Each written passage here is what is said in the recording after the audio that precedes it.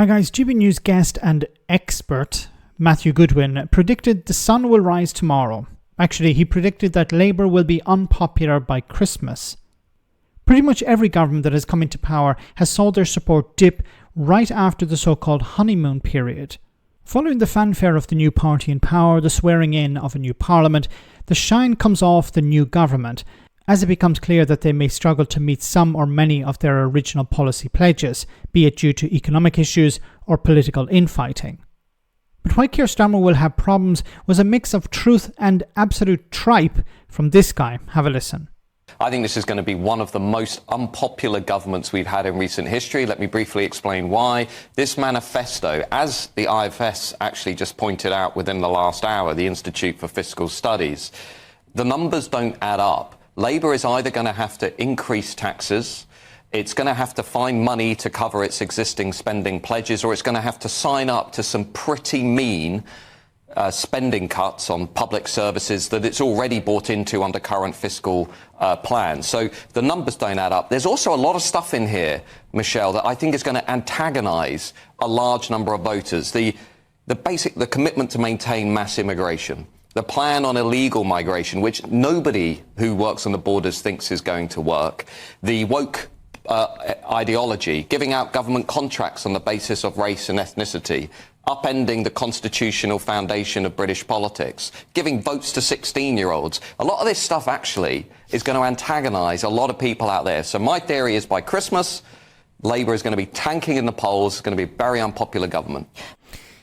Okay, so his concern is Labour is going to antagonise people who, well, had no intention of voting Labour in the first place. So it's going to antagonise Reform UK voters. Why should Labour care about Reform UK voters? He didn't come out and say Reform UK voters, but that's who he's talking about in reality. Now, he also mentioned a few other things here. He talked about increased taxes, borrowing or austerity. But the figure it seems that we're talking about is about £1.1 billion extra. It's not a huge amount. And it's not huge because Labour's pledge is pretty weak. They're not talking about investing huge amounts of money. They're not talking about increasing taxes by a huge amount. They're not really going big. It's very, very low key. So once again, he's attempting to scaremonger here. As I said before, he was talking about this is going to antagonize voters. Once again, these are not people that the Labour Party are trying to chase.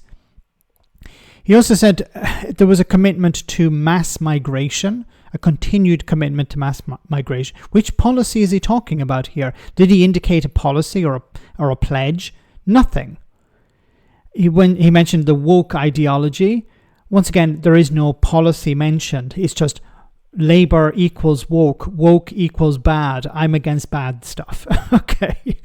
Upending the constitutional foundation of British politics, and his example was giving the vote to 16-year-olds. Like, I've yet to hear a reasonable argument against giving the vote to 16-year-olds. Like, the Tories are against it because there's pretty much nobody under the age of 18 that would consider voting for the Conservatives. Reform UK pretty much the same. So people who are pro-Tory or pro-Reform UK are attacking like hell the idea of giving the vote to 16-year-olds because, of course, it's an extra demographic that would more likely vote for progressive parties like the Labour Party, the SNP, the Greens, the less of a case the Liberal Democrats, but they're more likely to vote for parties that struggle to get votes, and it would lock in a significant amount of support for example, the Labour Party going ahead. So, of course, the Conservatives and Reform UK are against the idea of giving 16-year-olds the right to vote. But when back to the main point here, he says that Labour will tank in the polls by Christmas. Yes, this is how it normally happens. When Boris Johnson won his 80-seat majority, support for Boris Johnson and the Conservative Party started to decline. Because there's a bit of fanfare at the beginning, people's spirits are pretty high, and then the normal routine of government begins. The government is challenged. The government says, well, we can afford this, but we can't afford that. The situation has changed. We have to cut back here. We have to increase taxes to cover this. And they become unpopular. But they don't care about that until the next general election or until the next by-election. And then before the by-election, they pump the idea of, well, this is what we have achieved. This is what we have done. And it's the same old routine. It's been happening forever. There have been exceptions, but generally what happens is a party that has won a general election is doing well in the polls, and then gradually it decreases, and the opposition parties increase, and then eventually it flips. There's nothing that requires any sort of expertise here. It's just looking at history. Let me know in the comment section, guys, what you think. As always, your comments are greatly appreciated. Thanks a lot.